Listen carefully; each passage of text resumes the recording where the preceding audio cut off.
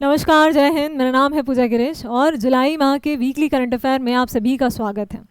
इससे पहले हम जुलाई के फर्स्ट वीक का करंट अफेयर भी आपके लिए ला चुके हैं और जून का मंथली करंट अफेयर भी आ चुका है। अगर आपने अभी तक वो सब नहीं देखा है तो उसे भी ज़रूर देखिए, है ना। तो इस जो आज का जो लेक्चर है इसमें हमने जुलाई का 8 से लेकर 20 तारीख का जितना भी इंपॉर्टेंट करंट अफेयर होता है वो सारा इंक्लूड किया है ना। और इस लेक्चर में मैंने बहुत ही सिलेक्टेड क्वेश्चंस लिए हैं जो एग्जाम की दृष्टि से बहुत इंपॉर्टेंट हो और बहुत रिसर्च करके ही मैं ये लेक्चर लेकर आई हूँ आपके लिए। तो शुरुआत करते हैं बिना किसी देरी के। और हमारा जो पहला प्रश्न है वो ये है कि निम्नलिखित में से कौन जुलाई 2025 में राज्यसभा के लिए नामित 4 सदस्यों में शामिल नहीं है। कौन नहीं है ये आपको बताना है। मतलब आप समझे कि राज्यसभा के लिए 4 सदस्यों को नामित किया गया है ना। तो जानेंगे वो 4 कौन है।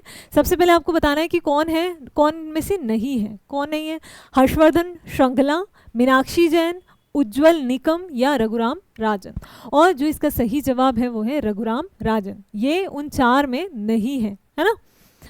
ये देखिए, ये वो 4 सदस्य हैं जिन्हें नामित किया गया है ना। ये जो महिला है ये सबसे ज़्यादा इंपॉर्टेंट है क्योंकि ऐसा होता है कि महिला के नाम पूछ लिए जाते हैं अक्सर। तो ये नाम तो आप जितना अच्छे से आप लिख लीजिए, कहीं पे संभाल के रख लीजिए ताकि अगर इस तरह का कोई क्वेश्चन आता है तो आप ज़रूर से अटेम्प्ट कर पाएँ, है ना। तो मीनाक्षी जैन है जो कि शिक्षाविद है। उसके बाद है हर्षवर्धन श्रृंगला जो कि पूर्व राजनयिक है। उज्जवल निकम है जो कि सरकारी वकील हैं। और सी सदानंद मस्ते हैं जो कि भाजपा उपाध्यक्ष केरल से हैं। ये वो 4 सदस्य हैं, 4 व्यक्ति हैं जिन्हें नामित किया गया है। कहाँ के लिए? राज्यसभा के लिए। चलिए आगे बढ़ते हैं। 2025 में विंबलडन पुरुष एकल खिताब किस खिलाड़ी ने जीता है? किसने जीता है?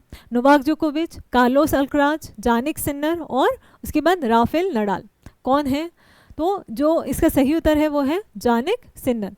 ये हैं जिन्होंने इस बार का विंबलडन ओपन का खिताब जीता है भैया, है ना। अभी तक देखिए कुछ 2-3 नाम ऐसे हैं जो हमेशा हमेशा विंबलडन या फिर जितने भी इस तरह के पुरस्कार होते हैं, चाहे वो ऑस्ट्रेलिया ओपन हो, विंबलडन हो, यूएस हो या फिर फ्रेंच ओपन हो, उसमें ज़्यादातर आपने ये 2 नाम हमेशा सुने होंगे। कार्लोस अल्कराज हो गया, नोवाक जोकोविच हो गया, सभी सुने, ठीक है। रोजर फेडरर हो गए, राफेल नडाल हो गए। लेकिन इस बार जो बाजी मारी है वो जानिक सिन्नर ने मारी है, इसलिए आपको विशेषकर ये नाम याद रखना होगा, है ना। चलिए ये है इनकी तस्वीर, आप देख सकते हैं। चलिए आगे बढ़ते हैं। निम्न में से किस महिला खिलाड़ी ने 2025 का विंबलडन महिला एकल फाइनल में जीत हासिल की है, खिताब जीता है? अब पुरुष का हमने देख लिया, महिला का भी देखना बहुत ज़रूरी है ना। तो किसने जीता है? और एम्मा राडुकानु, एलिना स्वीतोनीला या फिर ईगा स्वियातेक या फिर अमांडा एनीसिमोवा। किसने जीता है? और जो सही उत्तर है वो है ईगा स्वियातेक। ठीक, इन्होंने जीता है महिला में। ये देखिए आप तस्वीर भी देख सकते हैं। इस बार जो जीते हैं ना, दोनों विजेता ऐसे हैं जो बिल्कुल नए हैं, है ना। चलिए, तो इन्होंने महिला एकल फाइनल में डबल बैगल से जीत हासिल की और ये उनकी असाधारण प्रतिभा और टेनिस कोर्ट पर दबदबे को दर्शाता है ना। चलिए आगे बढ़ते हैं। जुलाई 2025 में भारत की किस सांस्कृतिक धरोहर को यूनेस्को विश्व धरोहर स्थलों में शामिल किया गया है? बहुत ही महत्वपूर्ण, है ना। सांस्कृतिक यूनेस्को की विश्व धरोहर की बात हो रही है। अब अगर यूनेस्को की बात हो तो 2-3 सवाल अपने आप उठ जाते हैं, है ना, कि भारत में यूनेस्को विश्व धरोहर स्थलों की संख्या कितनी है। अगर आप जिस भी राज्य से हैं तो उस राज्य में यूनेस्को विश्व धरोहर स्थलों की संख्या कितनी है, कौन कौन से हैं, पहला कौन सा है, अंतिम कौन सा है ना। और अभी जो सबसे हाल ही में जो शामिल किया गया है वो कौन सा है, आपको बताना है। कौन सा किया गया है? कांचीपुरम मंदिर समूह या मराठा मिलिट्री लैंडस्केप या धोलावीरा या हिमालयी राष्ट्रीय उद्यान, है ना। और कौन सा शामिल किया गया है? जो इसका सही जवाब है वो है मराठा मिलिट्री लैंडस्केप। ठीक, ये इसका सही जवाब है। ये देखिए आप तस्वीर भी देख सकते हैं, काफ़ी सारे इसमें शामिल किए गए, कुल 12 इसमें शामिल किए गए हैं ना। चलिए जुलाई 2025 में मराठा मिलिट्री लैंडस्केप को यूनेस्को विश्व धरोहर स्थलों के रूप में शामिल किया गया और ये स्थल जो है वो भारत के सैन्य इतिहास और वास्तुकला की समृद्ध विरासत को दर्शाते हैं। ठीक, और इसी के साथ एक चीज़ और मैं आपको बता दूं कि अभी वर्तमान में यूनेस्को विश्व धरोहर स्थल जो भारत से हैं उनकी कुल संख्या कितनी हो चुकी है? 44 हो चुकी है ना। चलिए आगे बढ़ते हैं। मराठा मिलिट्री लैंडस्केप को शामिल करने के बाद भारत में कुल कितने यूनेस्को विश्व धरोहर स्थल हो चुके हैं? देखिए वही सवाल आ चुका है, अब आपको बताना है ना। तो ये कितने हो चुके हैं, 44 हो चुके हैं, है ना। वर्तमान में इनकी संख्या 44 हो चुकी है। मराठा मिलिट्री लैंडस्केप को शामिल होने के बाद भारत में यूनेस्को विश्व धरोहर स्थलों की कुल संख्या 44 हो गई है, और भारत की सांस्कृतिक और प्राकृतिक विरासत की विविधता को ये दर्शाता है ना। चलिए आगे बढ़ते हैं। स्वच्छ सर्वेक्षण 2024-25 के अनुसार भारत का सबसे स्वच्छ शहर कौन सा घोषित किया गया है। बहुत ही इंपॉर्टेंट है ये, क्योंकि नया सर्वेक्षण के रिजल्ट आ चुके हैं। और किसे शामिल किया गया है, पहला कौन है, सूरत, भोपाल, इंदौर या नवी मुंबई। और जो इसका सही उत्तर है वो है इंदौर, है ना। ये प्रथम स्थान पर कौन है, इंदौर ही है, और 8वीं बार है ये। ठीक, चलिए ये देखिए, आप तस्वीर भी देख सकते हैं। इंदौर ने स्वच्छता सर्वेक्षण 2024-25 में लगातार 8वीं बार, है ना, ये आपको याद रखना है, 8वीं बार भारत का सबसे स्वच्छ शहर बनने का रिकॉर्ड बनाया। और ये उपलब्धि उसकी सफाई, अपशिष्ट प्रबंधन और नागरिक भागीदारी में निरंतर उत्कृष्ट प्रदर्शन के लिए उसको ये पुरस्कार मिला है ना। चलिए आगे बढ़ते हैं। स्वच्छ सर्वेक्षण 2024-25 में किस राज्य को भारत का सबसे स्वच्छ राज्य घोषित किया गया है। शहर तो हमने देख लिया, अब हम देखते हैं राज्य कौन सा है, गुजरात, उत्तर प्रदेश, महाराष्ट्र या कर्नाटक, कौन है। और इसका सही जवाब है उत्तर प्रदेश, है ना। इस बार किस राज्य ने बाजी मारी है, तो उत्तर प्रदेश ने बाजी मारी है ना। चलिए ये देखिए कितना सुंदर सुंदर स्थल है। तो उत्तर प्रदेश ने इस बार सबसे बेहतरीन स्वच्छ शहर प्रबंधन और नगरपालिका स्तर पर नवाचार के कारण भारत का सबसे स्वच्छ राज्य का खिताब हासिल किया है। विशेषकर गंगा नगरों और मेला प्रबंधन में आपने देखा होगा भी इस बार उत्तर प्रदेश में महाकुंभ का आयोजन किया गया था, है ना। और काफ़ी बड़े स्तर पर था, कितने ज़्यादा आबादी में लोग वहाँ पर आए थे ना, कितनी ज़्यादा संख्या में। स्वच्छ सर्वेक्षण 2024-25 में कौन सी नई प्रणाली शुरू की गई है जिसमें शीर्ष शहरों को क्या है, मेंटोर की भूमिका में रखा गया है ना। ये एक नई श्रेणी शुरू हुई है मेंटोर की, ठीक है। तो कौन सी, मतलब ये मेंटोर बनाया गया है, तो इस भूमिका में रखा गया है, वो श्रेणी का नाम बताना है आपको, कौन सी श्रेणी है। स्वच्छ गार्ड अभियान, स्वच्छ साथी योजना, सुपर स्वच्छ लीग या फिर स्वच्छ स्मार्ट योजना, है ना, स्मार्ट जोन योजना। और जो इसका सही जवाब है वो है सुपर स्वच्छ लीग।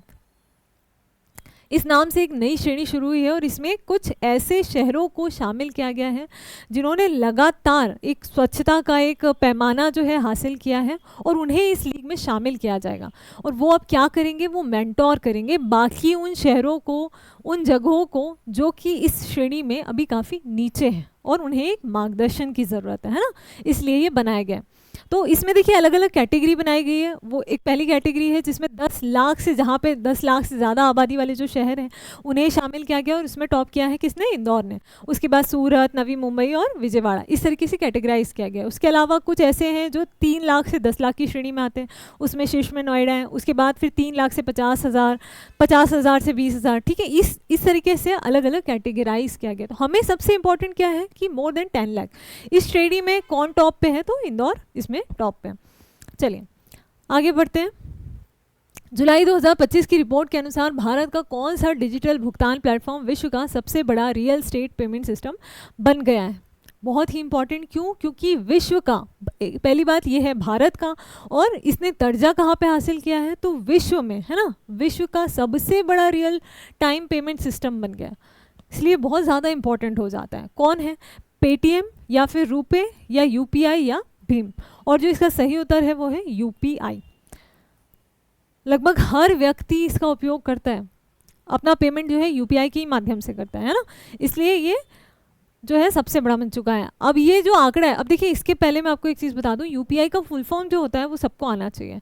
अधिकतर ऐसा होता है कि परीक्षा में पूछ लिया जाता है फुल फॉर्म के रूप में कि यूपीआई का फुल फॉर्म बताइए, और जो 4 ऑप्शन होते हैं वो भी काफ़ी ज़्यादा सिमिलर होते हैं, तो कभी कभी क्या होता है, पता होने के बाद भी कन्फ्यूजन हो जाता है। इसलिए बहुत अच्छे से आप समझ लीजिए, यूपीआई का जो फुल फॉर्म होता है वो होता है यूनिफाइड पेमेंट इंटरफेस, है ना। अब ये जो आंकड़ा है ये किसने बताया है, आईएमएफ और आरबीआई के आंकड़ों के अनुसार ये बताया गया है कि यूपीआई अब दुनिया में सबसे ज़्यादा रियल टाइम डिजिटल ट्रांजैक्शन करने वाला प्लेटफॉर्म है, और जून 2025 में इसने लगभग 24.3 लाख करोड़ के 18.39 अरब लेन देन किए हैं। कितने बड़े स्तर पे किए बताओ। और जो वैश्विक रियल टाइम ट्रांजैक्शन का लगभग 50% हिस्सा रखता है ना, इसीलिए यहाँ पे इसका जिक्र किया जा रहा है। ठीक, चलिए जुलाई 2025 में भारत के किस गांव को देश का पहला डिजिटल नॉमेड गांव घोषित किया गया है? कौन सा है? मालाड़ा हिमाचल प्रदेश, याकतेन सिक्किम, जुलुक सिक्किम या मावल महाराष्ट्र। और जो इसका सही जवाब है वो है याकतेन सिक्किम। ठीक, ये है वो गांव। कौन सा गांव जिसे देश का पहला डिजिटल नॉमेड गांव घोषित किया गया है ना? ये देखिए सिक्किम का ये वो गांव है।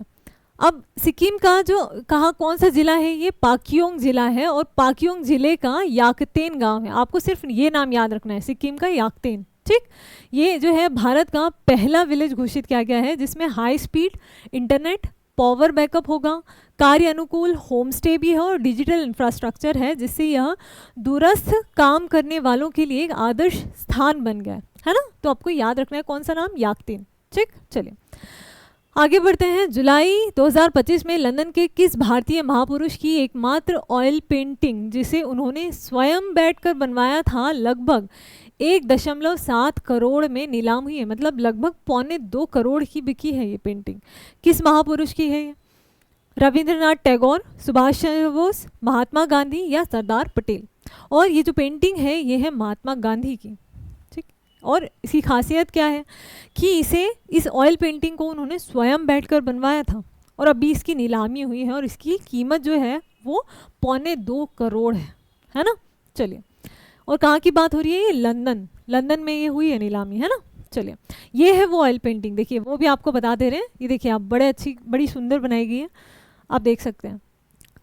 चलिए, तो ये जो बनी थी कब बनी थी? 1931 में बनी थी, है ना?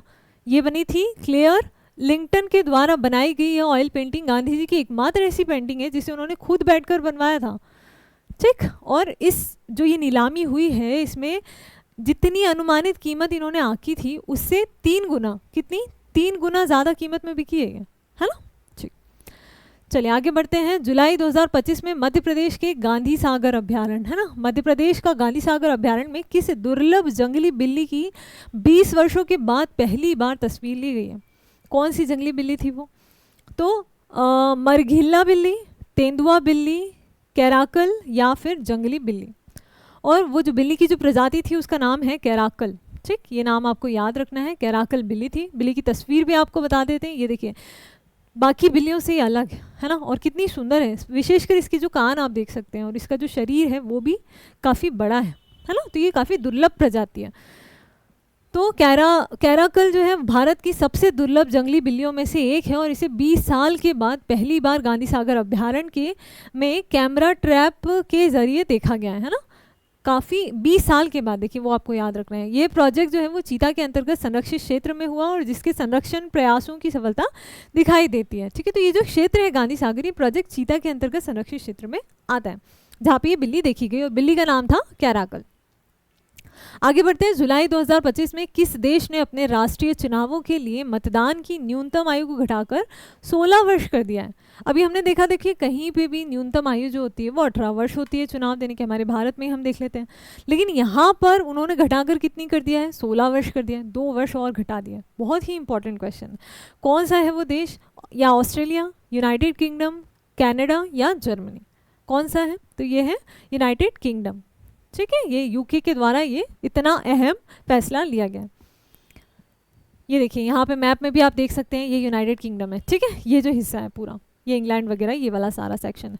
अब देखिए यूनाइटेड किंगडम ने एक ऐतिहासिक सुधार के तहत अपने देशव्यापी चुनावों के लिए ये फैसला लिया है और 18 से घटाकर 16 वर्ष कर दिया गया है। क्यों, किस हिसाब से किया ये? तो ये जो अभी 2029 के जो आम चुनाव आने वाले हैं, जिसे आम चुनाव होने के पहले ये इस चीज़ को लागू करना चाहते हैं। ठीक है, चलिए आगे बढ़ते हैं। हाल ही में राजस्थान के किस पारंपरिक व्यंजन को GI टैग प्राप्त हुआ है ना? राजस्थान के व्यंजन की बात चल रही है यहाँ पे।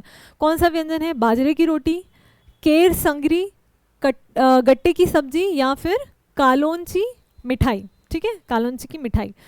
तो कौन सी है, किसे GI टैग प्राप्त हुआ है? जो इसका सही उत्तर है वो है केर संगरी। ठीक, चलिए ये देखिए, ये है वो डिश जिन्होंने देखी हो, बहुत मेरे ख्याल से बहुत कम लोगों ने देखी होगी, है ना? तो इसे GI टैग दिया गया है। और ये जो होती है केर संगरी, जो कि थार मरुस्थल के केर और संगरी से बनाई जाती है। इसको हाल ही में राजस्थान का जीआई टैग मिला है और ये टैग जो है वो स्थानीय किसानों और सांस्कृतिक परंपराओं की रक्षा करता है और अब केवल राजस्थान में ही बने इसी नाम के साथ इसे बेचा जा सकता है। तो देखिए जीआई टैग दिया ही इसलिए जाता है जिस क्षेत्र की जो वस्तु है उसको और ज़्यादा प्रसिद्धि प्राप्त हो, लोग उसके बारे में जाने और उसकी खासियत के कारण, है ना, तो ये उसे दिया जाता है। चलिए आगे बढ़ते हैं। जुलाई 2025 में किसे यूक्रेन का नया प्रधानमंत्री नियुक्त किया गया? किसे किया गया? तो यूक्रेन की बात हो रही है ना, यूक्रेन का नया प्रधानमंत्री किसे नियुक्त किया गया है? वोलोडिमिर जेलेंस्की या फिर डेनिस श्मिहाल, यूलिया स्विरिडेंको या फिर ओलेक्सी रेजनिकोव, किसे किया गया है? और जो इसका सही जवाब है वो है यूलिया स्विरिडेंको। ठीक, यूलिया स्विरिडेंको, यूलिया नाम से आप याद रख सकते हैं, है ना। तो इन्हें ये देखिए आप तस्वीर भी देख सकते हैं। तो यूलिया जो है इनको 17 जुलाई 2025 को यूक्रेन संसद के द्वारा यूक्रेन का नया प्रधानमंत्री नियुक्त किया गया है। ठीक, आपको इनका नाम याद रखना है क्योंकि अंतर्राष्ट्रीय नियुक्ति में इनका जो नाम है वो बहुत ज़्यादा चर्चा का विषय है और क्योंकि ये महिला है इसलिए और ज़्यादा महत्वपूर्ण हो जाता है। ठीक, तो आपको ये याद रखना है। चलिए आगे बढ़ते हैं। निम्नलिखित में से कौन सा भारत और सिंगापुर के बीच आयोजित द्विपक्षीय नौसेना अभ्यास है जिसका 32वां संस्करण जुलाई 2025 में आयोजित हो रहा है ना? किसकी बीच की बात हो रही है? भारत और सिंगापुर के बीच में बात हो रही है। देखिए इसके ऊपर हमने एक अलग से लेक्चर बनाया था जिसमें विभिन्न देशों के बीच होने वाले जो मिलिट्री एक्सरसाइज होते हैं उनके नाम हमने याद किए थे। कुछ नाम जो होते हैं वो हमेशा फिक्स होते हैं कि इन दो देशों के बीच में इसी नाम से होता है और कुछ ऐसे भी होते हैं जिनका नाम हम ट्रिक से याद कर सकते हैं, है ना। तो वो पूरा लेक्चर बना हुआ है, अगर आपको लगता है कि आपको उसके बारे में जानना है तो आप उस लेक्चर को ज़रूर देख सकते हैं, है ना। फिलहाल आपको बताना है कि भारत और सिंगापुर के बीच में कौन सा मिलिट्री एक्सरसाइज होने वाला है, तो क्या नाम है उसका? सिम्बेक्स। ठीक है, ये सिम्बेक्स के नाम से होने वाला है। चलिए, और ये जो होने वाला है ये कहाँ पे होने वाला है? ये सिंगापुर में आयोजित होने वाला है। ठीक है, ये देखिए सिंगापुर के तट पर ये आयोजित हो रहा है और जिसमें समुद्री सुरक्षा, पनडुब्बी रोधी युद्ध और एयर डिफेंस जैसे विषयों पर संयुक्त अभ्यास किया जाएगा। ठीक, चलिए आगे बढ़ते हैं। पेन पिंटर पुरस्कार 2025 में किसे सम्मानित किया गया? किसे सम्मानित किया गया? या मार्गरेट एटवुड, सलमान रुश्दी, अरुंधति रॉय या लीला अबोलेला। ठीक, आपको बताना है सही उत्तर कौन सा है और जो सही उत्तर है वो है लीला अबोलेला। इन्हें पुरस्कृत किया गया है और इन्हें पेन पिंटर पुरस्कार दिया गया है। आइए जानते हैं किस क्षेत्र में ये दिया जाता है ना, और कहाँ पे दिया जाता है। तो देखिए इन्हें दिया गया है, ये पुरस्कृत हुई है इस सम्मान से, इनका नाम है लीला। और अगर हम देखें तो ये जो लीला एबलेला है उनको 2025 में पेन पिंटर प्राइज से सम्मानित किया गया है और ये जो है एक स्कॉटिश राइटर है। ठीक है, अब ये किस देश के द्वारा दिया जाता है? तो ये दिया जाता है ब्रिटेन के द्वारा और ब्रिटेन में रह रहे लेखकों को इंग्लिश साहित्य के लिए ये दिया जाता है ना। तो इंग्लिश साहित्य के लिए दिया जाता है और एक कंडीशन क्या है कि वो ब्रिटेन में रहना चाहिए, है ना। ठीक, चलिए आगे बढ़ते हैं। भारत के 87वें ग्रैंड मास्टर कौन बन गए हैं? तो ये जो सही जवाब है ये है हरिकृष्णन ए, ये 87th बन गए। ये आपको नंबर याद रखना है 87th, है ना। चलिए ये इनकी तस्वीर है, आप देख सकते हैं। अब ये देखिए ये जो है ग्रैंड मास्टर, आपको पता होगा जो चेस का खिलाड़ी होता है वही ये जीता है, चेस का खिलाड़ी होना चाहिए। और ये टाइटल जो है उन्हें 11 जुलाई 2025 को फ्रांस में हुए ला प्लेगन इंटरनेशनल चेस फेस्टिवल में उन्होंने ये हासिल किया है। इससे पहले जो देखिए यहाँ पे किसकी बात हो रही है? 87वें की हो रही है। 86 जो खिताब जो जीता था वो जीता था श्री हरि LR ने जीता था। ठीक है, पहले मई में, है ना, इन्होंने जीता था 86। चलिए आगे बढ़ते हैं। 2025 संयुक्त राष्ट्र जनसंख्या पुरस्कार किसने जीता है? संयुक्त राष्ट्र जनसंख्या पुरस्कार की बात हो रही है ना। किसे दिया गया है? और ये जो पुरस्कार दिया गया है या तो सुधा मूर्ति, किरण बेदी, मेधा पाटकर या फिर वर्षा देशपांडे। और ये पुरस्कार जो दिया गया है ये दिया गया है वर्षा देशपांडे को। ठीक, क्यों दिया गया है? देखिए ये पहले आप तस्वीर देख लीजिए। ठीक है, इन्हें पुरस्कार दिया गया यूनाइटेड नेशन में। और ये पुरस्कार जो है 11 जुलाई को दिया गया है। ये तारीख जो है एक विशेष आपको संकेत देती है। क्या संकेत देती है कि 11 जुलाई को जो है हम जनसंख्या दिवस के रूप में मनाते हैं, है ना। तो इनके जनसंख्या के मतलब जनसंख्या नियंत्रण के लिए जो इन्होंने प्रयास किए हैं उनकी सराहना के लिए उन्हें इस पुरस्कार से सम्मानित किया गया है ना। तो आपको दो चीज़ें पता चली, एक तो 11 जुलाई को हम विश्व जनसंख्या दिवस के रूप में मनाते हैं, दूसरी चीज़ जनसंख्या के नियंत्रण के लिए ही इन्हें ये पुरस्कार दिया गया, यूनाइटेड नेशन पॉपुलेशन अवार्ड दिया गया। और कहाँ की है ये? महाराष्ट्र की। ठीक, चलिए आगे बढ़ते हैं। रेलवे सुरक्षा बल का नेतृत्व करने वाली पहली महिला, है ना, पहली महिला कौन बन गई है? क्या नाम है इनका? कंचन चौधरी, अर्चना रामा सुंदरम, नीना सिंह या फिर सोनाली मिश्रा। और जो सही जवाब है वो है सोनाली मिश्रा। ठीक है, सोनाली मिश्रा को ये पदभार दिया गया है। चलिए देखिए, ये है सोनाली मिश्रा, ये जो तस्वीर आप देख रहे हैं ना ये। चलिए, जुलाई 2025 में सोनाली मिश्रा को रेलवे प्रोडक्शन फोर्स, जिसको आप आरपीएफ के नाम से भी जानते हैं, ये पहली महिला डायरेक्टर जनरल बनी है ना, इस पद को पाने वाली।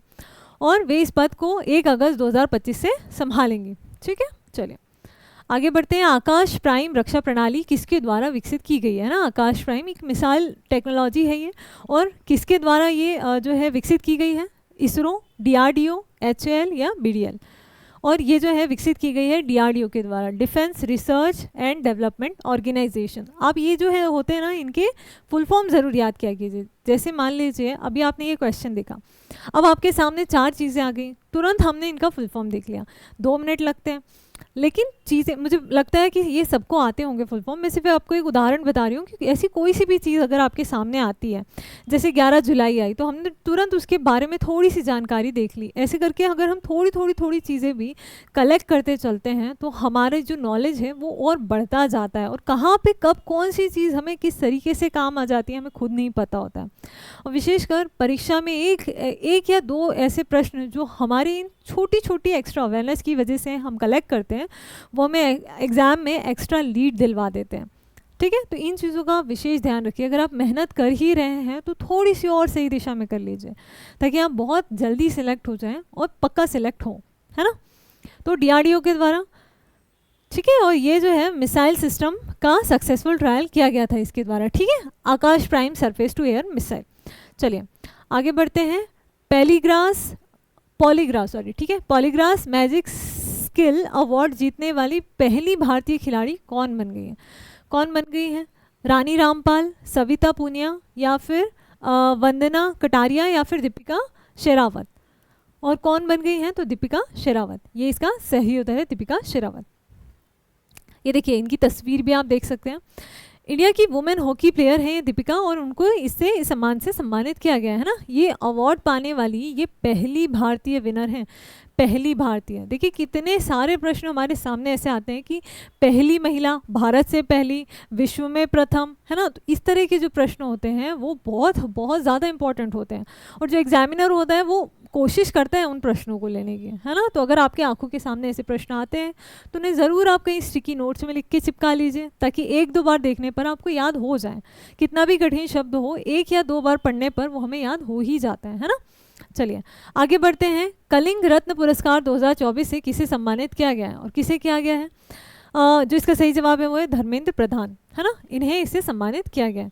ये है जो है हमारे, ये देखिए तस्वीर, आपने कहीं ना कहीं इनको ज़रूर देखा होगा। ये हमारी यूनियन एजुकेशन मिनिस्टर है ना। चलिए, ये हमारी यूनियन एजुकेशन मिनिस्टर है धर्मेंद्र प्रधान, और शिक्षा में इनके योगदान के लिए ही इन्हें इस पुरस्कार से सम्मानित किया गया है। ठीक, चलिए, और ये जो पुरस्कार है इन्हें हमारे जो प्रेसिडेंट है द्रौपदी मुर्मू, उन्हीं के द्वारा दिया गया है।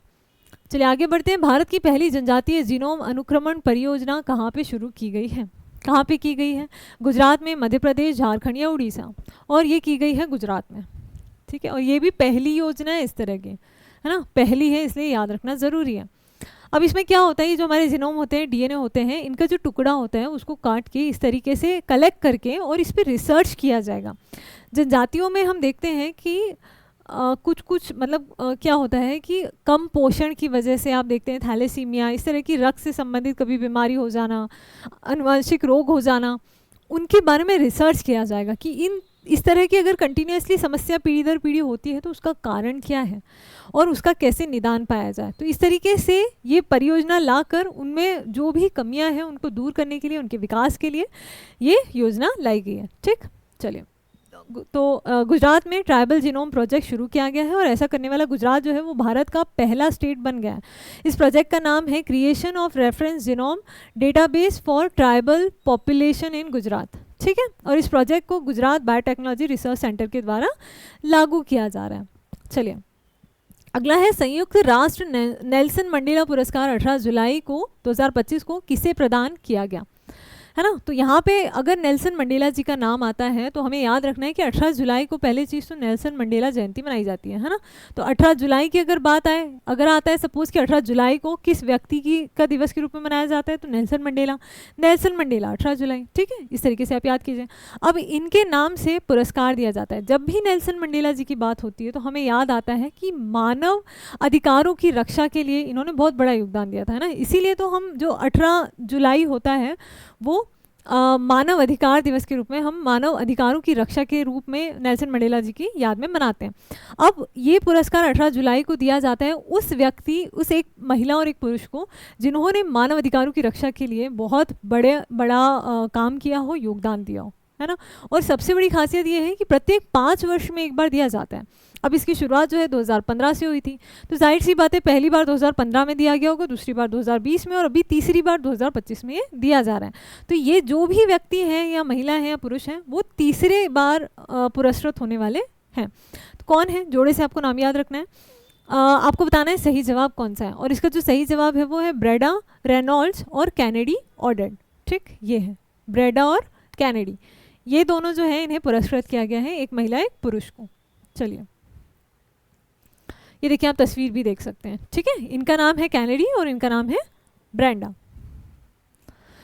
अब देखिए, united nation Nelson Mandela prize जो है वो इन दोनों को दिया गया है और ये अवार्ड हर साल 5 साल में एक बार दिया जाता है, हर बार। ठीक है, 18 जुलाई को। और ये अवार्ड एक वुमेन और एक मैन को दिया जाता है, जैसा कि मैंने आपको बताया। चलिए आगे बढ़ते हैं। बेहदियन खलाम त्यौहार कहाँ मनाया जाता है। देखिए, इसका नाम है बेहदियन खलाम त्यौहार और ये कहाँ पे मनाया जाता है, असम, मणिपुर, नागालैंड या मेघालय। कहाँ पे मनाया जाता है, ये मनाया जाता है मेघालय में, है ना। प्रत्येक वर्ष ये मेघालय में मनाया जाता है। ये इस प्रकार से जनजातियों के द्वारा मनाया जाता है, बहुत बड़े स्तर पे मनाया जाता है। मेघालय का ये त्यौहार है, उत्सव है। ठीक है, अब ये जो त्यौहार होता है ये एक डांस फेस्टिवल होता है और इसे हर साल जुलाई के महीने में ही मनाया जाता है ना। और ये जो होता है मेघालय की जयंतिया हिल्स में मनाया जाता है और इस फेस्टिवल को पनार और जयंतिया जो ट्राइब है, ठीक है, उनके द्वारा ये मनाया जाता है। और हर बार ये त्यौहार जो होता है वो, देखिए तिथि भी बता दी कि 11 से 14 जुलाई को मनाया जाता है। लेकिन आपको तिथि याद नहीं रखनी है, आपको याद रखना है कि जुलाई में मनाया जाता है और कहाँ पे मनाया जाता है, मेघालय में मनाया जाता है जयंतिया और पनार जनजाति के द्वारा। चलिए आगे बढ़ते हैं। पारंपरिक ज्ञान डिजिटल लाइब्रेरी लॉन्च करने वाला दुनिया का पहला देश कौन बन गया है, कौन बन गया है। चाइना बन गया है, जापान, इजिप्ट या इंडिया। और स्वाभाविक सी बात है भैया, इंडिया बन गया है, क्योंकि जब परंपरा और इसकी बात होती है तो हमारा भारत जो है वो सबसे आगे होता है। तो भारत बन गया है कौन सा परंपरा ज्ञान डिजिटल लाइब्रेरी लॉन्च करने वाला, है ना। अब भारत ने दुनिया की पहली ट्रेडिशनल नॉलेज डिजिटल लाइब्रेरी को लॉन्च किया है और एक ऑनलाइन प्लेटफॉर्म है जिसमें भारत की जितनी भी ज्ञान परंपरा है उसको जो संजो के रखी है उसको ऑनलाइन अब सबके लिए उपलब्ध करवाएगा, ताकि जो हमारा ज्ञान है वो सिर्फ चुनिंदा बहुत ज़्यादा सीमित ना रहे, है ना, लोग उसको जान सकें, समझ सकें और उसका सदुपयोग कर सकें। ठीक है, इसीलिए ये निर्णय लिया गया। चलिए, इसी के साथ आज के जो हमारे सारे इंपॉर्टेंट जो MCQs थे 8 से लेकर 20 तारीख तक के जितने भी इंपॉर्टेंट थे वो सारे मैं आपके लिए लेकर आई हूँ, बहुत रिसर्च करके लेकर आई हूँ। तो इसीलिए आप चैनल को अगर आपने सब्सक्राइब नहीं किया है तो तुरंत कर लीजिए, वीडियो को लाइक ज़रूर कीजिए और ज़्यादा से ज़्यादा शेयर कीजिए, ताकि ऐसे ही वैल्यूएबल कंटेंट हम आपके लिए लेकर आते रहें। ठीक, तो अच्छे से पढ़ाई कीजिए। मिलते हैं फिर किसी और लेक्चर में। धन्यवाद।